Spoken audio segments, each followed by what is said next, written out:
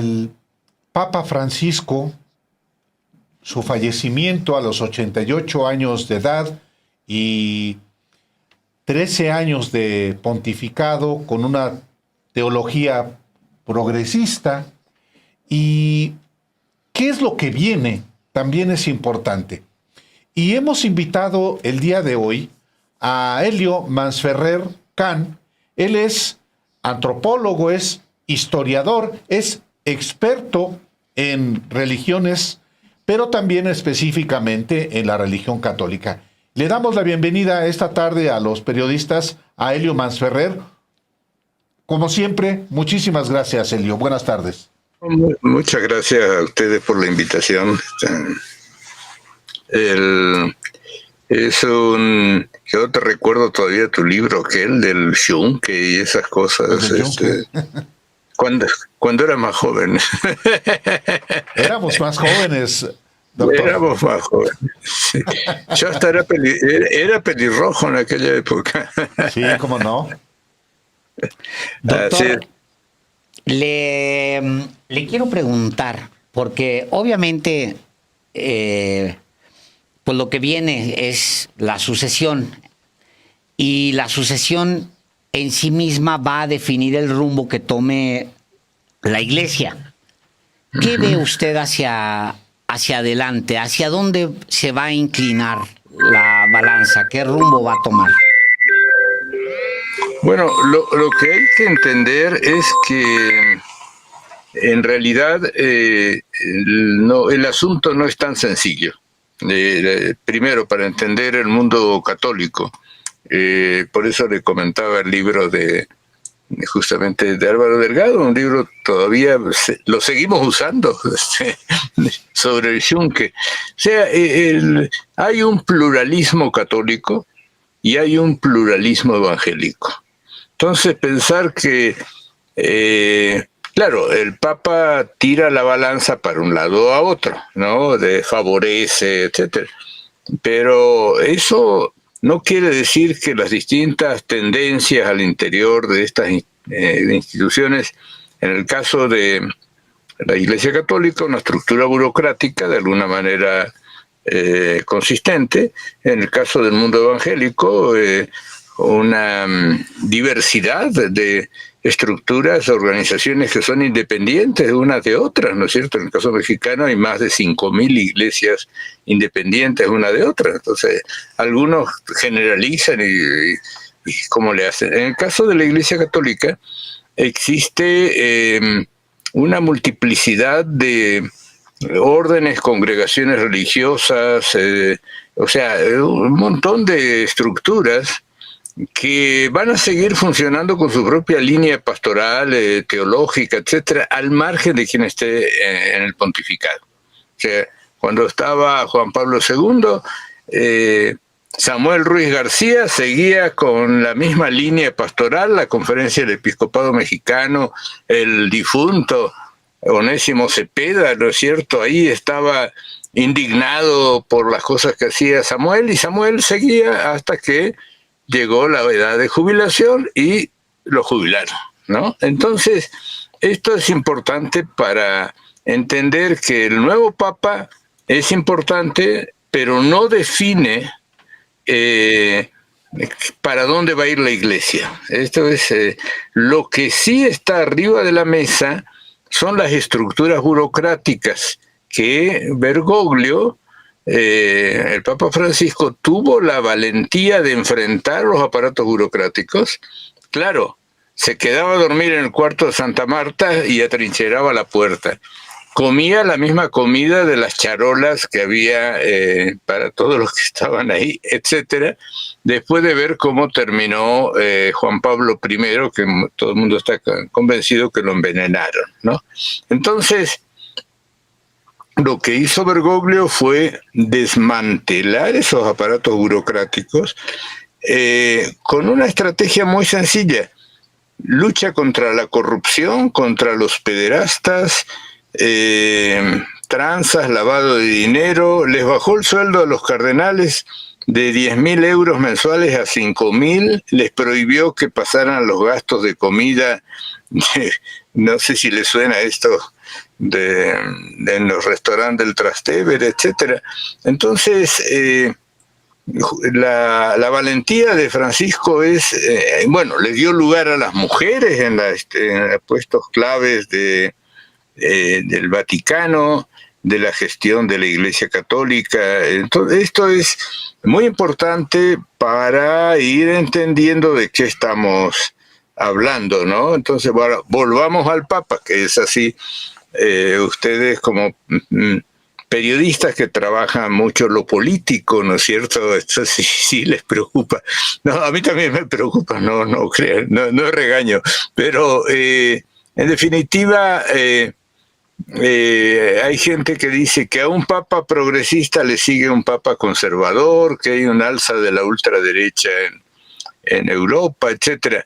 Creo que lo que demostró Francisco es que hay que apostarle a otras variables que no es la ultraderecha. O sea, mientras que la ultraderecha anda linchando migrantes, Francisco va a la isla donde tienen de Lesbos, donde tienen encerrados a los migrantes, y ahí da su solidaridad, le lava los pies a presos que son musulmanes en Roma, se reúne con los jóvenes y se reúne con jóvenes que están a favor del aborto, en contra del aborto, uno que dice, que dice que es binarie, ¿no es cierto? O sea, él con todos, ¿no? Rompe estos estereotipos porque tiene perfectamente claro que en la sociedad hay de todo. Esto es lo que debemos entender de Bergoglio, y esto le trae aire fresco a la Iglesia Católica, o sea, porque en definitiva Francisco consigue reunir 1,5 millones de jóvenes en Fátima, en Portugal, el año pasado, cuando la iglesia se están vendiendo templos en Europa o en Canadá, porque no tienen feligreses. Así los venden, se hacen discotecas, bibliotecas, etcétera, ¿no? En Montreal yo pude ver una iglesia transformada en edificio, en departamentos o sea, la gente, lo que era el techo de agua. Sí, habitacionales, esa es la palabra. O sea, entonces, los sectores conservadores de la Iglesia Católica tienen mucha prensa, pero adentro de la iglesia no tienen ninguna autoridad, porque son los mariscales de la derrota, ¿no? O sea, esto es lo que me parece que es importante entender para no irnos con la finta. Que hay algunos analistas mexicanos que dicen, no, que mira, que el lobo viene. Sí, bueno, pero el lobo ese llega solo y sin nadie atrás. Francisco y los obispos y cardenales que designa Francisco tienen gente, tienen impacto, ¿no? Este es el asunto, ¿no? Entonces yo creo que va a ser sorprendente quien quede, ¿no? Sí, a ver, Álvaro, estás queriendo preguntar. Sí, le quiero preguntar, Elio Masferrer, sí es importante, por supuesto, quién suceda al Papa Francisco, porque hay una burocracia que fue afectada por el Papa que acaba de fallecer y que evidentemente quiere recobrar los privilegios que tenía. Pero al mismo tiempo, Francisco nombró a un importante número de cardenales desde la periferia que eventualmente puede garantizar una continuidad de su línea pastoral. ¿Qué tanto esto que le pregunto es así o estoy completamente equivocado?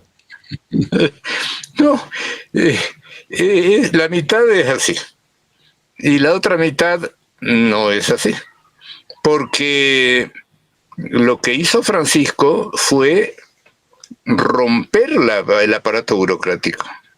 O sea, en definitiva, la gobernadora de la Ciudad del Vaticano la ciudad-estado del Vaticano. La Santa Sede es la Iglesia Católica y el Estado de la Ciudad del Vaticano. Al frente correcto. de la ciudad del Estado del Vaticano está una mujer, ¿sí? Eso, o sea, de alguna manera, el club de Toby, del aparato burocrático, lo rompió Francisco. Los obispos que van a ser designados pasan por un comité que son mujeres, ¿sí? Entonces, lo que hace Francisco es revolucionar la estructura burocrática y además mete presos, destituye cardenales, obispos, meros capos de los aparatos burocráticos por corrupción. Está el famoso juicio de los 400 millones de libras esterlinas de compraron un edificio en Londres, ¿no? Etcétera, y los metió a la cárcel. Cooperó con el gobierno de Italia para meter preso a sacerdotes que participaban del lavado de dinero. Se quedó con 5.000 cuentas numeradas que tenía el IOR, el Banco del Vaticano, que los dueños de las cuentas no se animaron a ir a retirar el dinero, porque Francisco dijo, cierro las cuentas numeradas pero el dinero se los voy a devolver, pero lo voy a depositar en el banco que ustedes me indiquen dentro de Europa. Como era dinero sucio, nadie le dio la cuenta del banco donde depositar la lana y se quedó con ese dinero. Entonces, esto es lo que hay que entender, que Francisco se consiguió un montón de enemigos, y enemigos, qué bueno que los tiene en contra. Si los tuviera a favor, estaríamos en otro. Entonces, este es el asunto. Yo creo que hizo muchas cosas. No digo que haya resuelto todos los problemas, tampoco, ¿no? Pero imagínate que la Guardia Suiza y la Gendarmería Vaticana antes la controlaba un cardenal que era legionario de Cristo, el único cardenal que tuvo la Legión de Cristo. ¿Qué habrá dado la Legión para tener un cardenal? Y después lo da de baja unos meses antes, porque él tiene claro que se va a morir, lo da de baja y designa a una mujer al frente del gobernarato. ¿Y qué es el gobernarato? Controla la Guardia Suiza, la Gendarmería Vaticana, ¿sí? Una mujer. Y todo el entorno del aparato burocrático. Entonces, pensar que la burocracia vaticana es inamovible es un error analítico. Que hay quienes reproducen ese discurso. Ya sé quién es, pero no lo voy a mencionar para que no malquistarte con tus amigos. Pero, en definitiva, hay que reconocer que hizo cosas muy importantes, porque además con lo de los pederastas se bajó un par de cardenales, ¿sí? Y varios de la estructura burocrática. O sea, él sistemáticamente avanzó y fue desbaratando la burocracia sobre cosas que eran insostenibles, pero que se mantenían. No sé si me explico, este esquema de complicidades que había. Por eso no ha designado a ningún cardenal mexicano con derecho a voto. El único que designó fue a Carlos Aguirretes, que era un compromiso evidentemente que tenía, y a Felipe Arizmendi Esquivel lo designa cardenal un mes después que cumplió 80 años. O sea, no vota. Así, No vota. A ese nivel va el juego, digamos, sofisticado de como buen jesuita que es Francisco, ¿no? Entonces, esto es lo interesante. Le pregunto esto con el ánimo de que me lo explique y se lo explique a la audiencia, Helio. El Papa Juan Pablo II logra una transformación, al menos visible, no sé si en las estructuras, usted me lo dirá, al menos para los libros de texto, una transformación de la iglesia hacia la izquierda, perdón, hacia la derecha, y jala al mundo hacia la derecha. Participa de esa derechización, digamos, del momento en su contexto, pero lo hace.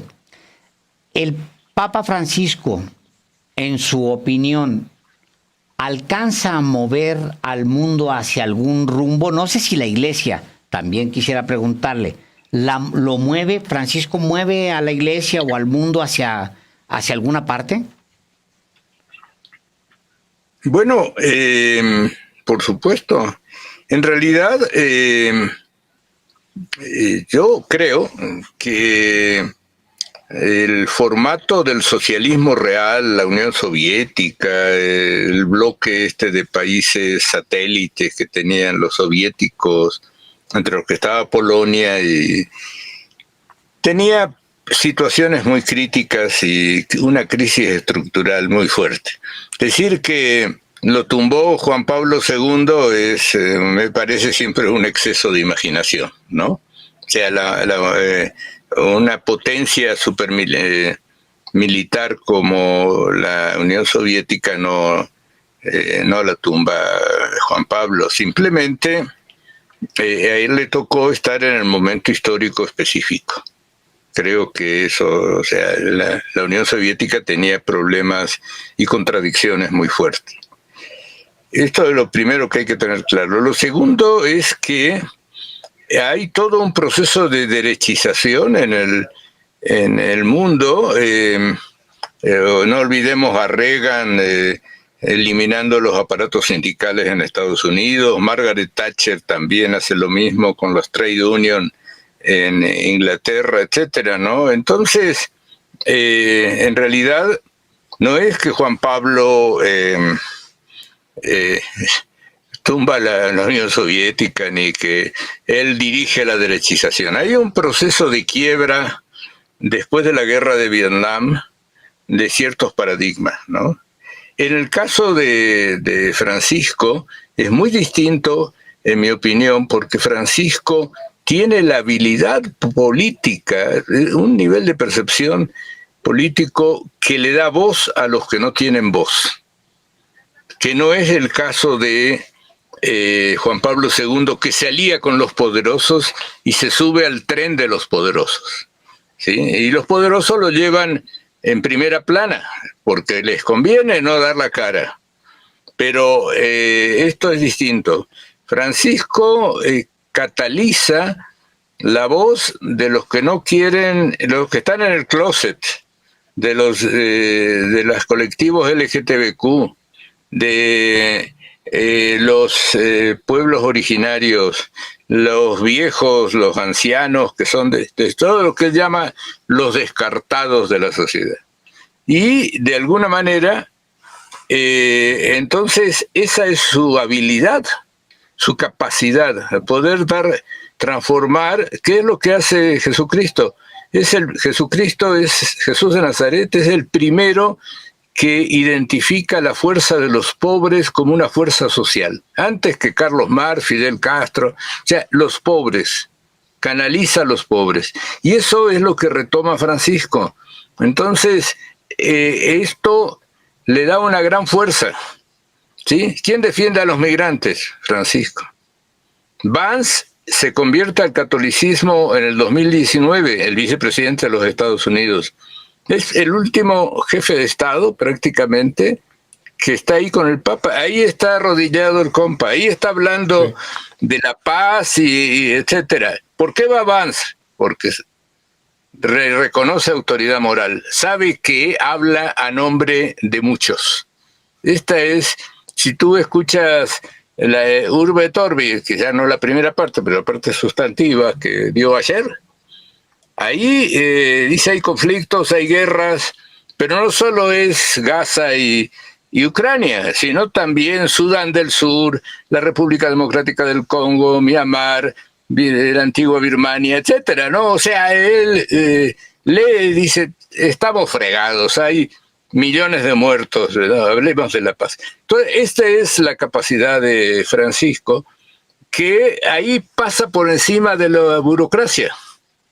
No sé si me explico. Esto es Claro. la capacidad que tiene este hombre. ¿Es entonces Francisco un revolucionario?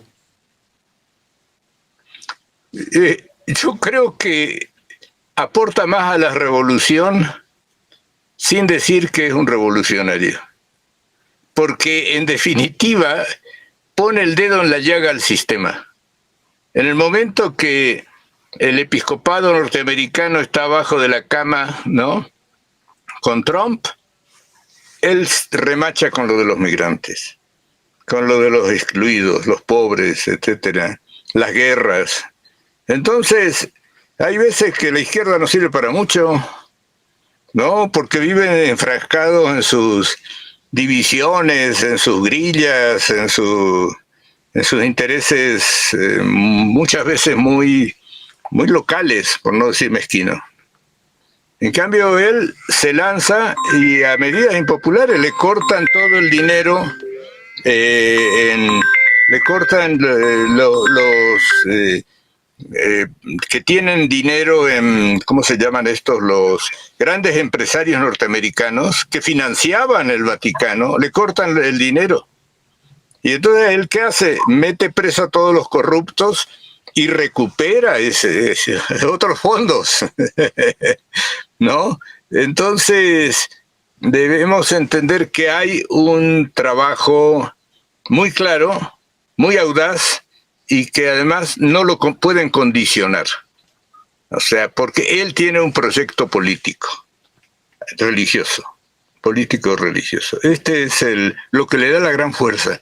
Porque si fuera solo político, ahí entra en otra dinámica, pero lo religioso está vinculado a las lealtades primordiales, la familia, etcétera. Y este legado, este proyecto, corre riesgo en este